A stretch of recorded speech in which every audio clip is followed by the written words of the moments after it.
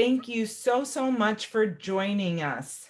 And let me see if I can get this started. If those of you that are just joining us, hopefully you see that there is a poll question up just to gauge how long have you been working in the workforce. And that'll be a perfect kickoff to our evening, which is aptly called the Great Resignation. And I am your host, Ural Marshall, class of 96.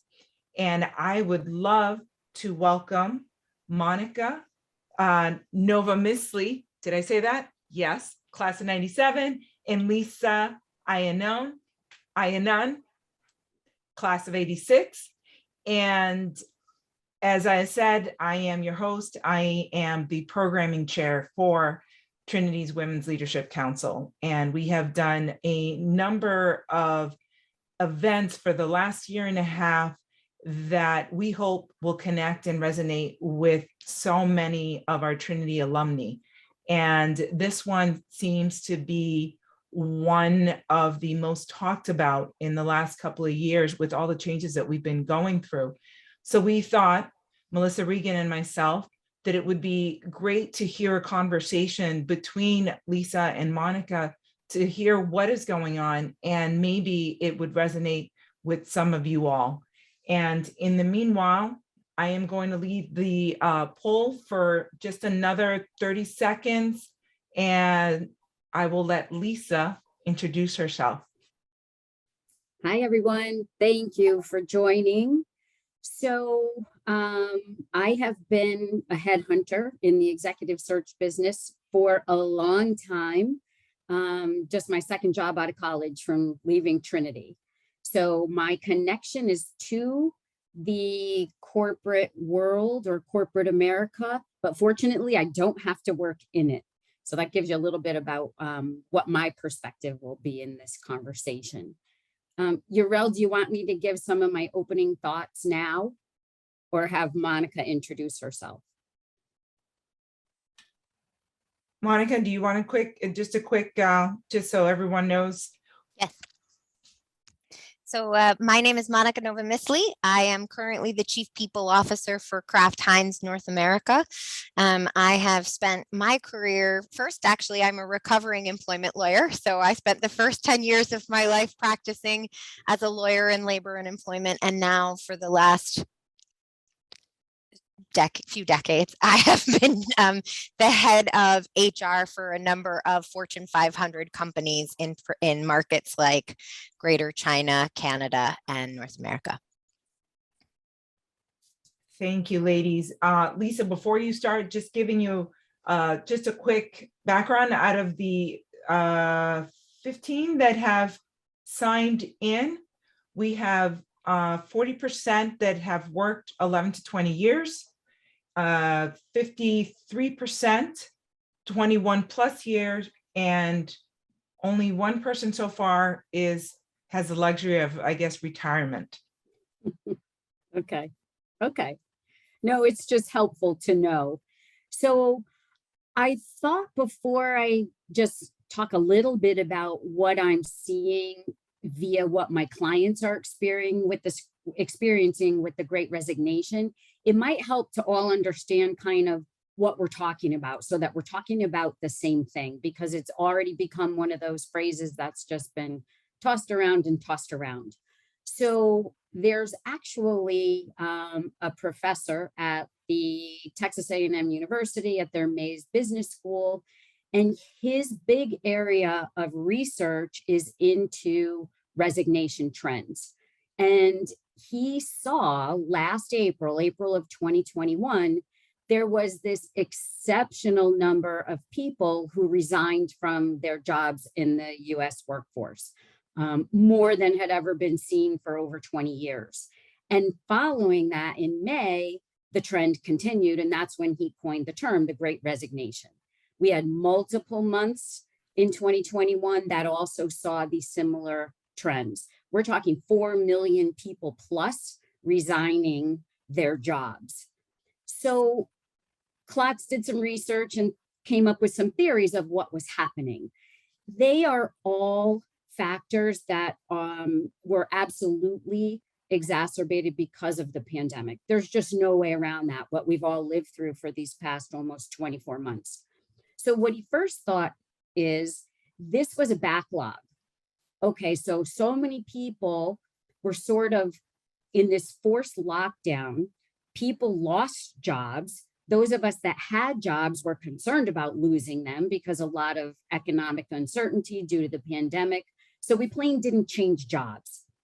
And then we started to change jobs again. So some of it was holdover from 2020 spilling into 2021. What happened at that time period in 2021? We started to have higher numbers of us getting vaccinated. So businesses were opening again, opportunity was opening again. People started making moves because there was purely more opportunity. Secondly, there had been a lot of burnout.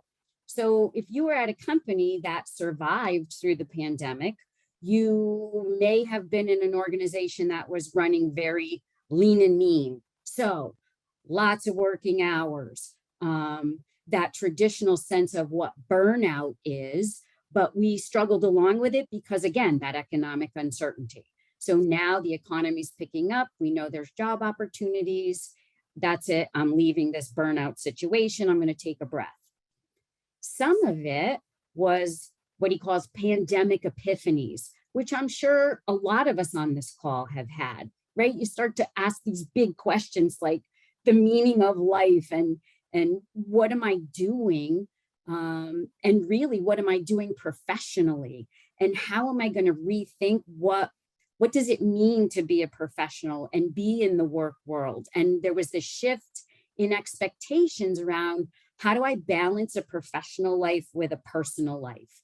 And you guys may have heard this newer term. It used to be work-life balance, and now it's talked about as how do we have a work-life integration? How do I fit work into my life rather than my work is my life? So that was one of the third things. And the fourth thing, once people were getting vaccinated and companies were opening up, companies started saying, hey guys, you got to come back to the office. And there's a fair amount of people that have been working successfully remotely now for a year or more who simply said, nope, I am not going to do it. And if you're saying to me, if you don't come back, you don't have a job, that was also contributing. So that's the overall, hey, this is what this great resignation is. And there are some economists that'll say, well, Klotz is just overanalyzing this. Right now, we have this great resignation, but it's causing this huge gap in labor supply versus labor demand. 10 million jobs, 6.7 million people actively looking for work. So that's sort of, let's set the stage for a minute. But if we look under the hood specifically about how are these things impacting women in the workforce, how is the great resignation having impact, both for women who have resigned and transitioned and for the women that have continued to be in the workforce? There's definitely two groups of women from a demographic standpoint who have participated in the great resignation by stepping out of the workforce. Women over 65, different reasons, but some of them health related, just not comfortable and saying, I'm not going to go back. I've worked long and hard for long enough. So my health, and now I just want to enjoy my life. Some of those women had some high economic abilities to do that because retirement portfolios were worth more, at least a year ago. I don't know if I could say that today, but that had a big impact on it. And then there's this group of women in that 30 to 45-year-old demographic, the group of women who tend to have younger children and how they were impacted. Look, we can't get around it with either single parent families with mom's head of household, and even families in what we would say is the traditional, a mom and a dad in a family. The majority of responsibility for childcare is still falling to the women even in 2022. So you had remote learning going on. I'm trying to do my job remotely, but my kids are logged on all day and they're trying to learn, and I feel torn, and this just isn't working. I'm not 100% for anybody. And then there were women who were working outside the home who were out of jobs. It's not that they wanted to be not working, but the businesses they were in simply weren't even open. And they also lost access to affordable childcare because their childcare, as a single working parent, it wasn't at home. There was no support system. So they were sort of forced into this, I've got to kind of take a step out of the workforce for a while. So that demographic has been impacted, some by choice and some not by choice. What we're finding as we look at, okay, so this employment market and this war for talent, and where are these tremendous needs, we're finding that some of those women who left the workforce, resigned and are out of the workforce, will remain a little bit in limbo. Some will never come back because they'll figure out a way. Some were in dual income families. They moved to lower cost of living. You've all also heard the Great Migration. So it was, hey, we're going to pare down our expenses. And now there's not an economic need per se. So there's that group that will go back by choice. There are some concerns longer term because of income gaps. And we've all heard this too. Folks that have stepped off of a particular career path or out of the workforce when they've had young children by choice in the past, it can be tough to make up some of the gap that happens. And you can't necessarily walk in where you left. So that's forward thinking. We're not sure yet how that might impact or not impact. Some of it depends on how big will this gap stay between the demand for talent. The other demographic that at first had some negative impacts in this pandemic are younger women in the workforce. Some that were just coming out of college, were starting first jobs. We were placing people into companies where they literally never met a person face to face. All their interviewing happened remotely. All their training is done remotely. They've been working remotely. And there's a little bit of this social isolation that this group of people are feeling, right? Not connected to an organization. Well, that has some potential long-term impacts. But this group has also benefited because they were some of the first people that raised their hands when companies said, all right, gang, we're coming back to the office. They were happy to go back. So albeit they wanted to find some of the terms of that, because they've been used to sort of the remote, and now they want hybrid. But they've had more opportunity. They've had more exposure. They've been getting promotions more quickly. They've been getting jobs outside their organizations and really launching their careers both from a compensation standpoint and even taking steps that some of us on this call would say like, wow, it took me 20 years to do that. And they've done it in 20 months. So I think there's just really been different impacts depending upon where you're finding yourself in sort of this, if you want to call it a professional continuum, right? Regardless of the industry that you're in. We're also finding that we have a much greater ability to help women transition into new industries where clients would not be as open-minded. They'd say, hey, we want this very specific, like a left-handed relief pitcher. Now it's like, find us a good athlete, find us potential that we can work with and build.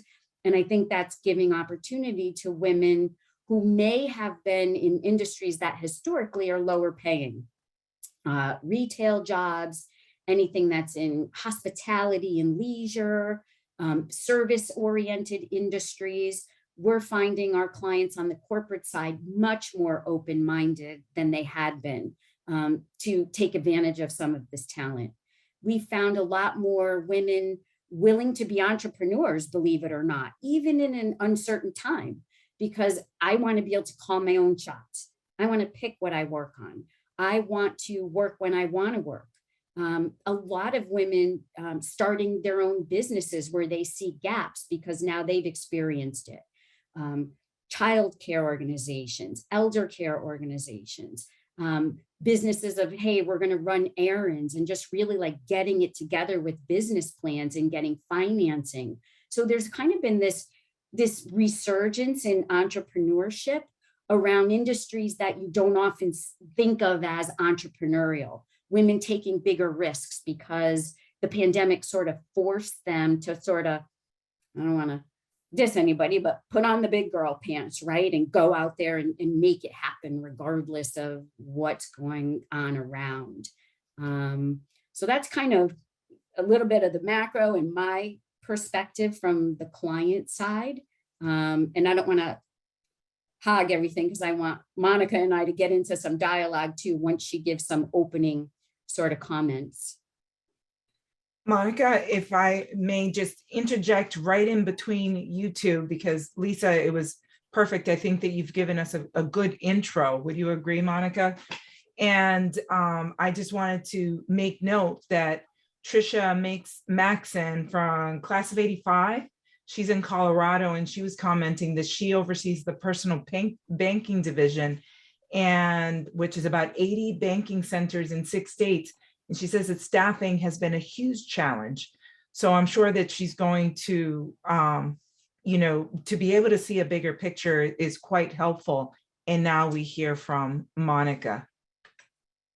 Thank you, Lisa and Yarl. I think that Lisa and I have a very interesting perspective of the Great Resignation because we are looking at it from two sides of the same coin, right? Lisa looking at it from a candidate perspective and me having to handle it every day from the employer perspective. So just to give you some setting, I'm the head of HR for Kraft Heinz North America. We have approximately 20,000 employees in North America. So, and I could not agree more with the person who was commenting that staffing, hiring has become a huge issue during the Great Resignation. If I just start with what I think many of my peers in HR for companies are seeing from a positive perspective, I would say there are three things. One is that I think the war on talent and the Great Resignation has really gotten companies to focus in on some of the things that I am particularly passionate about, and I think mean a lot to women in the workforce: culture, work-life balance, employee engagement, mental wellness, childcare, paid parental leave, which has not always been an assumption, unfortunately, in the United States, leadership as well, and manager capabilities. And so I think that now companies are really starting to think about the employee value proposition, the commitments that they have to make to those that they are hiring in a way that maybe we haven't seen in the past. And I think that's a great result of the Great Resignation. Other ones is that I also think, and Lisa, you were saying this, I think it brought a lot of focus for employers also on the talent that they have within the company, rather than having a knee-jerk reaction to always look external. And I think it also made companies really start to be, and Lisa, you referenced this, much more flexible in their thinking in a number of different ways that are turning out to be quite positive. So let's start with a diversity perspective. And I mean that from every dynamic of the word. I think the Great Resignation and the war on talent has really pushed people to stop with similarity biases and be much more broad in the talent pool that they're bringing in. I think that they're also starting to really consider, and you played 9 to 5 at the beginning. Remember, Dolly was all up for job shares. That was one of her big things in the movie that she changed. And honestly, that movie came out when? Early 80s? I don't think we see job shares all that much. And now companies are starting to consider it. Lisa referenced that a number of retirees really exited the workforce in 2021 and now are experiencing very high inflation and may want to come back, but part-time, right? And I think companies are starting to be much more open if the person has the capabilities that they're looking for. I also think another wonderful thing that I've seen as a result of the Great Resignation is that it has been a moment of growth and opportunity for many of my girlfriends, getting larger scope, bigger titles, being able to grow. I think that that's always a wonderful moment for all of us. On the negative side of the Great Resignation, especially for what I've seen so far, is one, part of what's causing it is that it's fueled by either one, illness, especially in the manufacturing side of many companies, or, as Lisa was mentioning, families who don't have proper childcare or don't have proper elder care or can't manage it with what they're dealing with at work and at home. And so I'm not sure that that's a great a great cause for a war on talent. The second thing is, I would say that now I'm watching a number of the labor shortage mixed with a materials shortage and the high inflation and the pandemic, I think will result in the closures of many small businesses and family-owned businesses because they just can't manage all of that perfect storm together. And I think that that is very negative for me in a number of ways. I work for a very large company, but we rely on those small businesses to create creativity and innovation.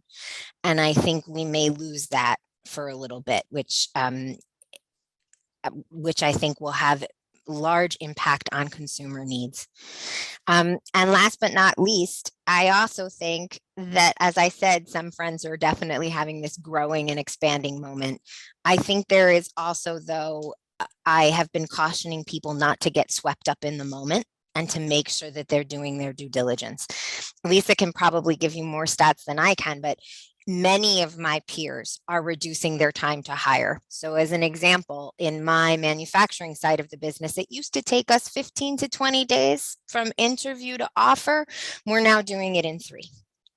Home Depot has said that they've reduced themselves from 15 days to 1. They make the offer on site. And so I think people get very excited. It's a great role. It's great money. It's a bigger scope. But we aren't digging into some of those things around culture, employee engagement, what's the strategy of the company. And so I now have had to counsel some people who have taken the great job, but then find out it's not the company for them.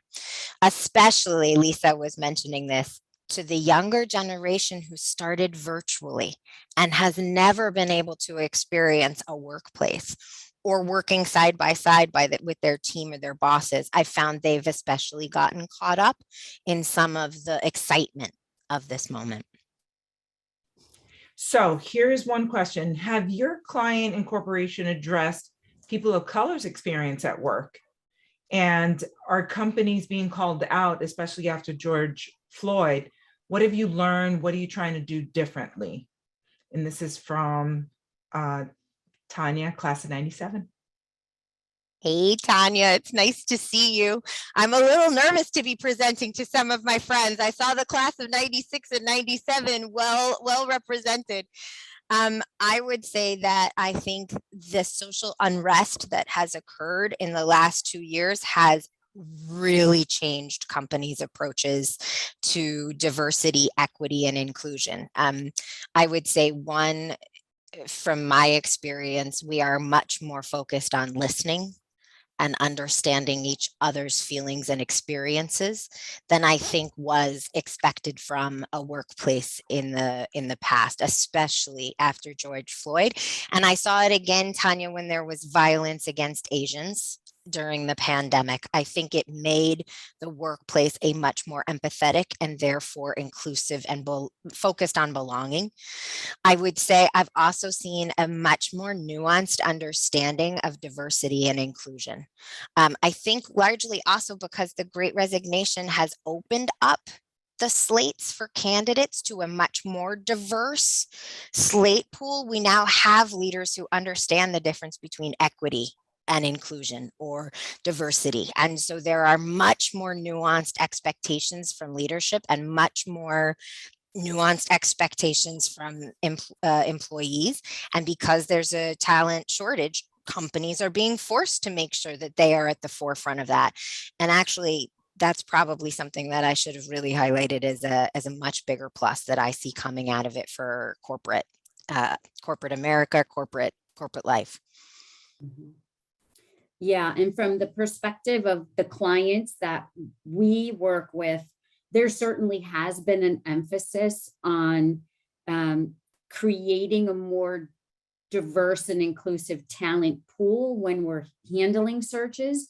But another thing, and I'm not sure, Monica, how evolved it is at Heinz. A lot of our companies have had for a long time offices of sustainability. And it started as, hey, it's just, are we a good corporate social citizen? Being good to the environment, are we giving back? Now, that's actually a subset under whole teams. And, there are chief officers of diversity and inclusion. So I think that companies, Monica's right, we're looking at it from a very different perspective and understanding that we were tip of the iceberg before. And now everyone, I feel at least, has a much better understanding, and better understanding leads to cooperation that turns into the action, right? So that we're not just saying the words anymore.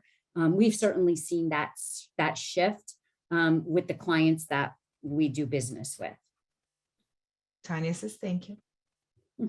Again, if there are any questions that come up, please put it under questions. And I see that there's another one coming up. This one is from Michelle Saunders, class of 84, I hope, Michelle. I know it's the 80s. I coach women who are interested in creating their next chapter, both professionally and allegedly and personally. Can you expand upon your comments about what you're seeing from both sides in terms of welcoming women and placing women in jobs that may not have been reflective of their experience? Mm-hmm. Yeah, I think that's right. Some of the comments that I had made. So it's interesting because I've been in my position for a very long time. And what attracted me to it is the ability to help people see their potential and make some impact into leveraging, how do I take where I am and figure out the best roadmap to get to where I want to be. So really looking at this career coaching, I think what you need to do first and foremost is get the folks that you're coaching on board with the idea that you have to self-advocate. That's number one. And I think get comfortable at telling your story in a positive, forward-thinking way. When you strip it all down, when companies make hires, it's pretty rare that I'm hiring you just because I believe you've got the right skill set and you're qualified to do the job. It's still 80%, even in the hiring that's happening remotely. It's about that chemistry, that person's presence. And how do I see that as jiving with my company or my organization? I think that, women tend to feel if they're going to stand up and brag, that it's just brag. And there's not this right to brag, but you have to sort of look at it and say, I'm my own best advocate and best advertisement. So you also need to do the research and the homework, right? It can't just be, oh, this looks like an interesting industry. Let me poke around and see what's going on there. Companies like people that have done their homework and that understand how is this going to be value coming from both sides. I know I haven't specifically done work in this industry, but let me talk about some of the projects I have successfully led and how I see it transitioning, because my research tells me that you're looking to open up new markets in Latin America. And I was able to do this. So you've got to draw the connections and the synergies in your past to where do I want to take it in my future. It's still, I coach people, and I know this sounds counterintuitive because I'm a headhunter, but the number one way people find new opportunities professionally are through their own networks. So you got to get good at just letting people that you know that are connected in the industries that you want to be in, that you're interested, or help me find the right people.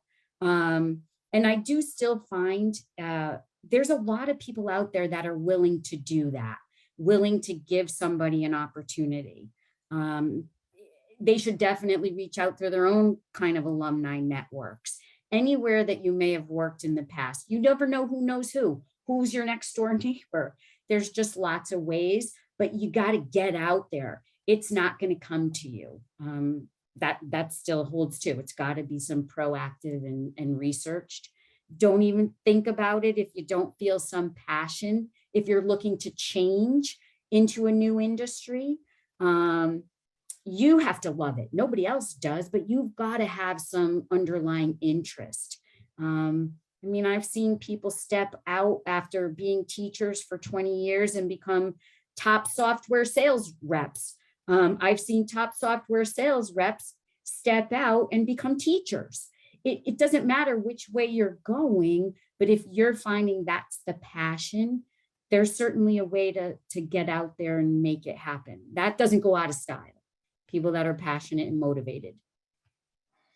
From the corporate side, I would say that Lisa's dead on in the sense of, I think that with the war on talent and the focus that corporations had already had, companies are no longer looking at the first factor of hiring being the old school version of you have to have this exact experience. They're starting with, do you fit our culture? Because strong cultures are what are attracting candidates. So if you can help to build that strong culture, that's the first thing for them. And then the second thing is probably testing for leadership. So by that point, if you've reached those if you've gone through those two factors, and then you can explain why you believe that your expertise is going to help you do this new thing, I think most companies are going to listen to that as a candidate proposition. I also think that we are in, and this goes back to the question Tanya asked, we are in a much different place than we were even 10 years ago on diversity and inclusion. I am at a Fortune 500 company. It's the first time that I've ever worked at a company where the senior leadership team, so top 250, has gender parity. In fact, it's a little bit more female than it is male. And I think that that is having a huge impact on how we look at candidates and view them. I would say from a senior perspective for women who are changing jobs or want to do different things, I think that there's less imposter syndrome now. And most of us know we belong here and we know what our value proposition is, and they're going to pay me for it. And the second thing I would say is I am definitely seeing a huge impact from the mentoring community like this one for females. The junior female candidates are showing up and they are negotiating exactly the way their peers are.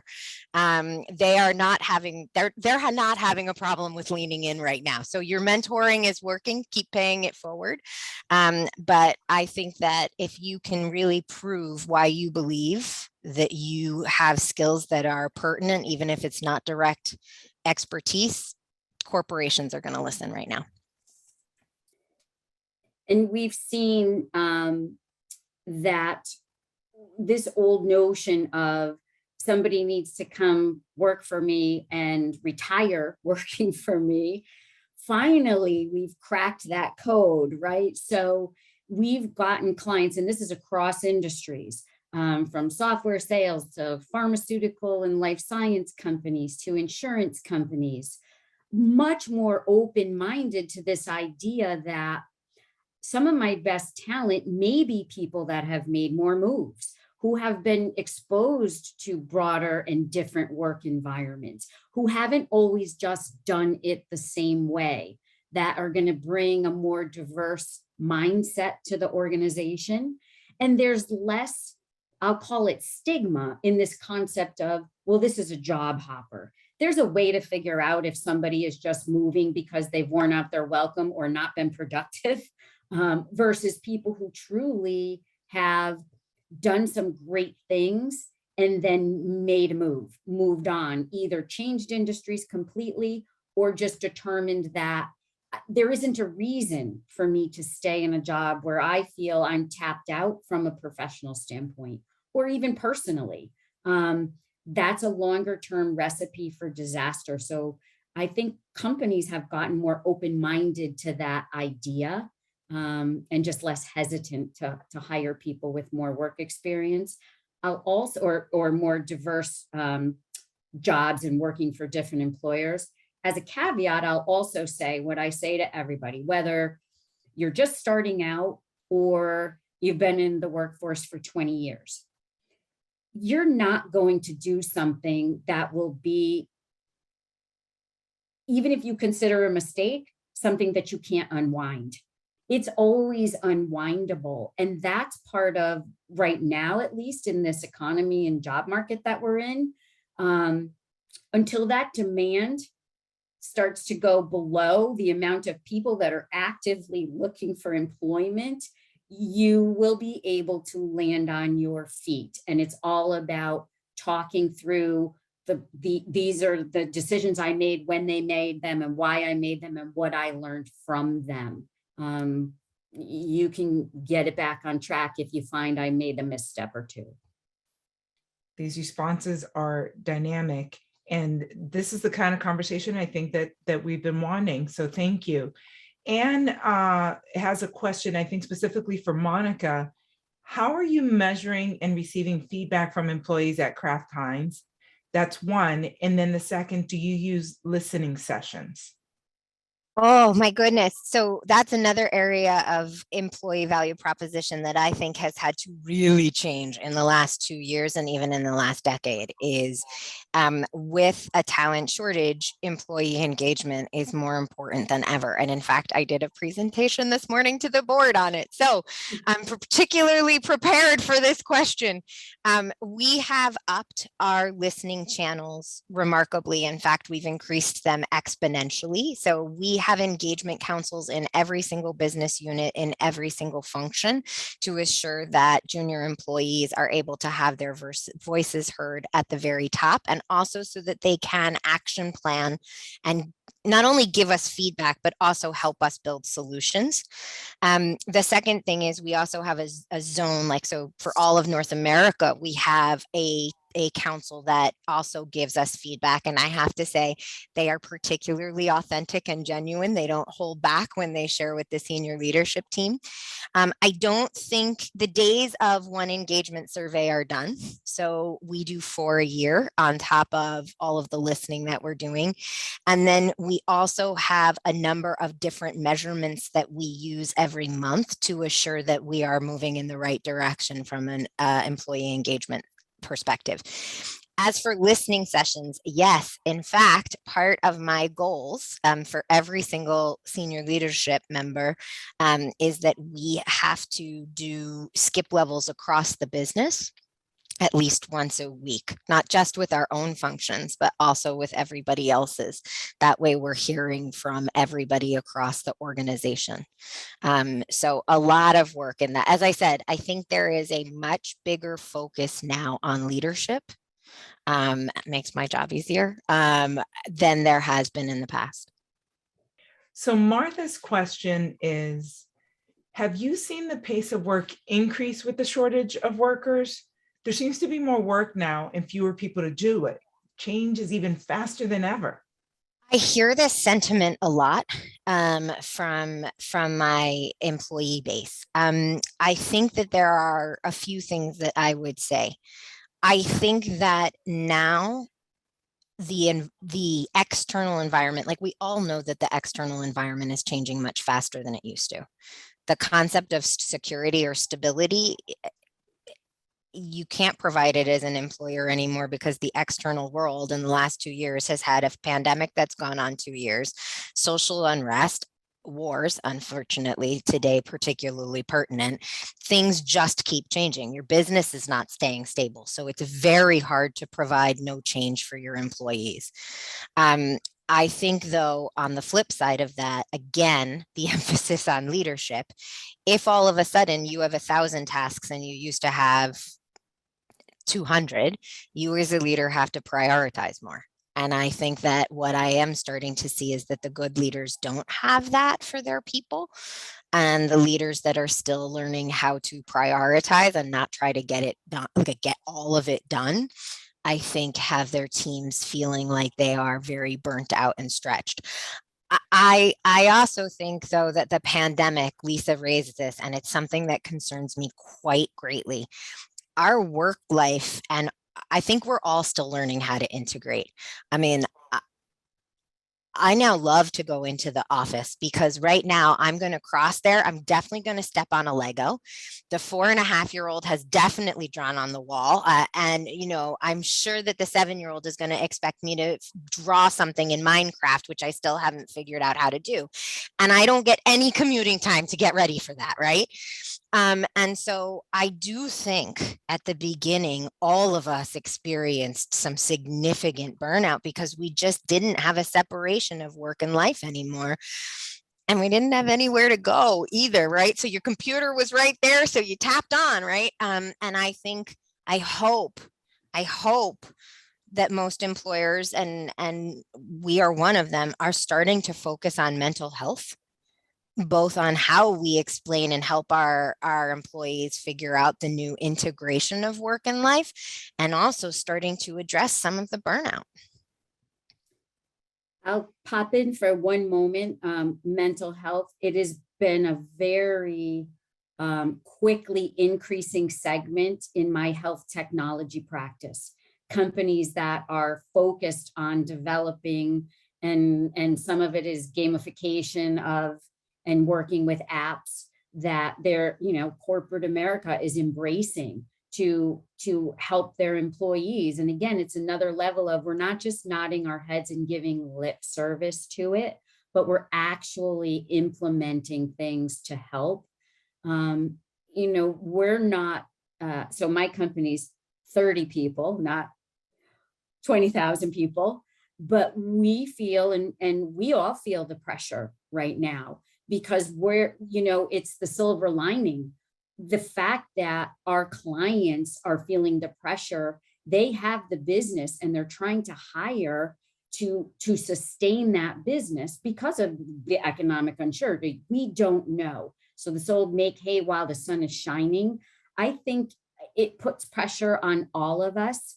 And it is a matter of understanding, when does that pressure get too great?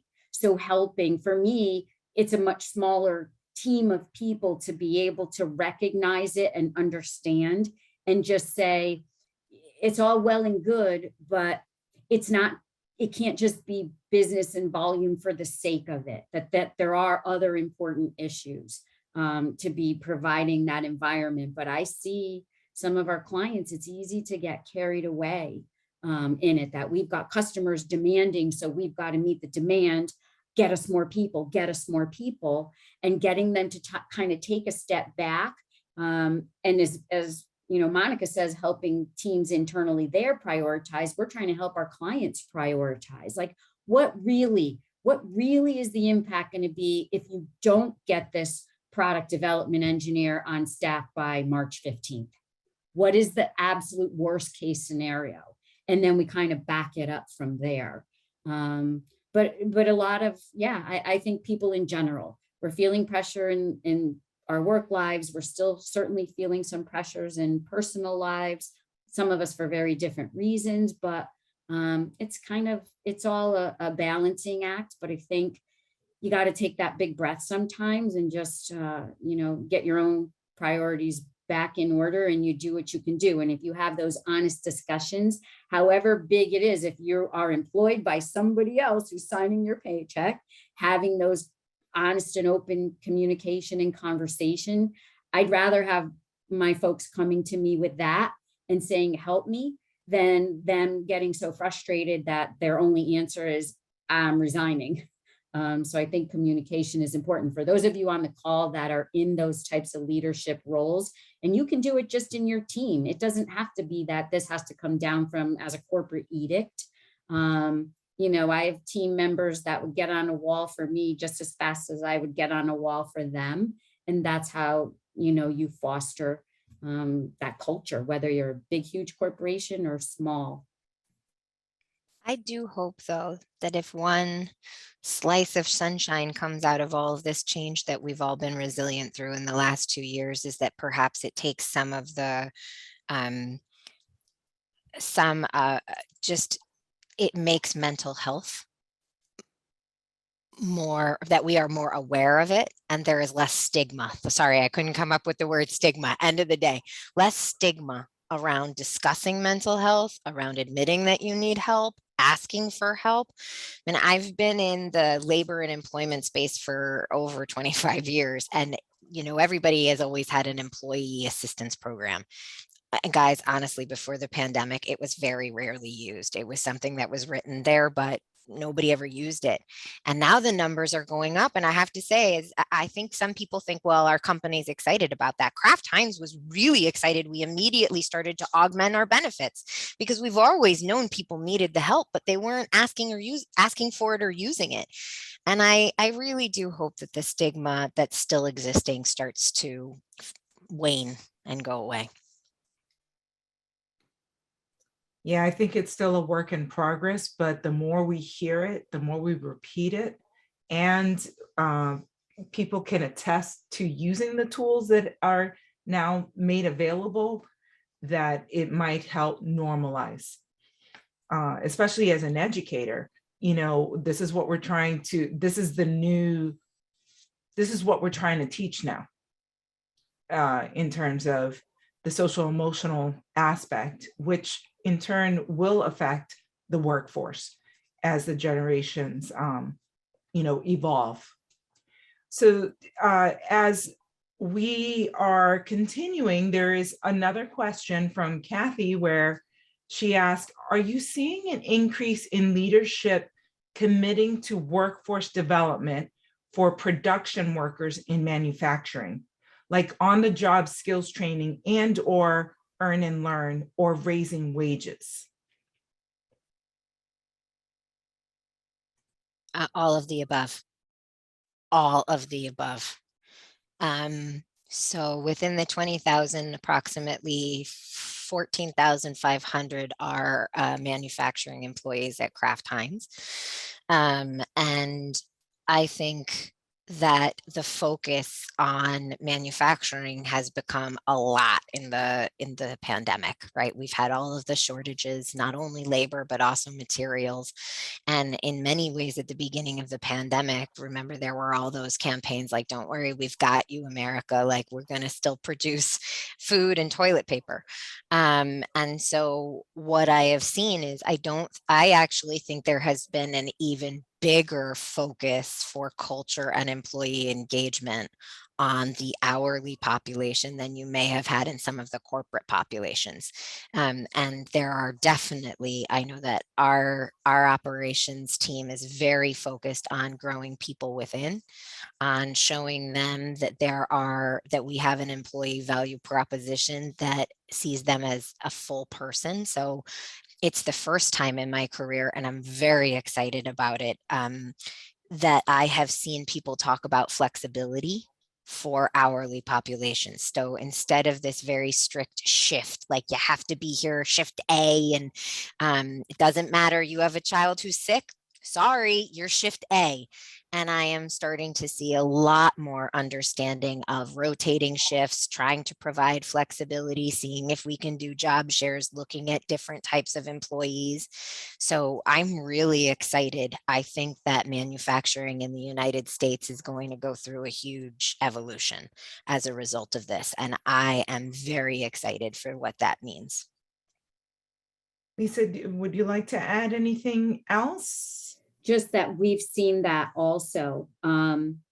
We've had clients that would hire only contract employees on the production side. So it would be contract to hire or temp to hire, who have now completely revamped that whole policy. And because it felt like you're not making the commitment to me that you're asking me to make to you. If you're hiring me in a temporary, I'm on probation. And there's been a very positive impact. And then they just realized it's sort of like the pandemic forced us to face these things and come up with another solution. Because there were, one client in particular I'm thinking of, they thought that there's no way this is going to work. And it actually completely helped. to the point where they now are getting the referrals from their production workers to keep up with the demand for hiring. And it was that simple change. It really isn't costing them anything more to do that, but they're getting a lot back in return with a more stable workforce. More stable workforce tends to mean higher levels of production. It's just that simple. So I'm seeing it too with clients. Thank you so much, ladies. We have 5 minutes left. Would you like to end, I shouldn't even say end, because this conversation can go on, and we've seen from the questions that there's a lot of interest. But is there anything that you would like to give to our audience to think about that impacts in regards to the Great Resignation? I'm not so much to think about, but I'm hoping that because of the variety of topics underneath this subject, that we gave everyone who participated some food for thought. As Monica said, whether you are on that side of, do I resign and completely reinvent myself? Do I resign and take this job that I'm interviewing for? Do I resign and step out for a while? Or if I'm on more that side of, I'm on the corporate side, feeling the struggle to make hires, that maybe we've given some ideas around how to get more creative, how to create environments that are going to foster people staying longer, some of the development of the internal talent you have, look to other departments to pull people in to make promotions, just be more proactive with the people that you've got, because some of the solutions are there. They're internal if you're going to be more open-minded about it. I was going back to, I remember the poll said that most people on the call have at least 11 years of experience. And we all know that this is a cycle. I mean, we've all been through the dot-com bubble and then burst, and we went through 2008. And so this is a moment of opportunity, even though it may feel like crazy town change right now and a lot of instability or insecurity. It is also a moment where there are a lot of opportunities for growth and expansion and ambition. Especially for women and people of color. And I hope, if nothing else, that Lisa and I gave you that small push to give yourself the opportunity to lean into your dreams and also know what questions to ask as you do your due diligence in that moment of opportunity. Thank you so much for inviting us today. Yes, thank you. Lisa and Monica, thank you so much for taking the time out of your very busy schedules to have this conversation with us that we all very much value. And I certainly gained quite a bit of information, because I admit I am in limbo myself. I'm considering, I've made the determination not to continue teaching after the end of the school year and the what next. So I am part of that wave without even, realizing it. So thank you. And I want to thank our audience for participating, for listening. I hope that you gained at least one little nugget to leave off. I want to thank the alumni that have asked some amazing questions that help move the conversation along, especially because Monica and Lisa were ready to have a conversation with each other, but it's also wonderful when they can respond to really what your interests are. So with that in mind, please make sure to look out for the survey that will be coming out probably between tomorrow and the next day, and give us feedback on what you think and maybe what you would like to see next. Also, if you have not joined the Women's Leadership Council, I hope that you'll consider, and I hope specifically that not only will you join the Women's Leadership Council, but that you'll consider joining one of our committees. I would love to have some of you amazing alumni join me in figuring out what else should we present to our alumni that we would be interested in hearing our conversation, and who else can we bring into the conversation. One of the things that I love about my position is getting to know amazing women like Monica and Lisa and all of the events that we've had. The next event will be, let's see, I think it is March 2nd, next week. I'm very excited over this one because I think it ties in perfectly. This one is going to be on navigating professional transitions with Michelle Saunders, class of '84. And what's perfect about that is, as we're looking at the Great Resignation, then we're also going to look at, well, where are we going to go to next? And Michelle is going to kind of help us think about the kinds of questions and reflections that we need to make to figure out our next steps, whether it's to stay where we are or to move on to something else. So thank you, everyone. Have a wonderful evening, and hopefully I'll see you all and more. Please invite others next Tuesday. Have a good night. Thank you, Thank you, Yarel. everyone.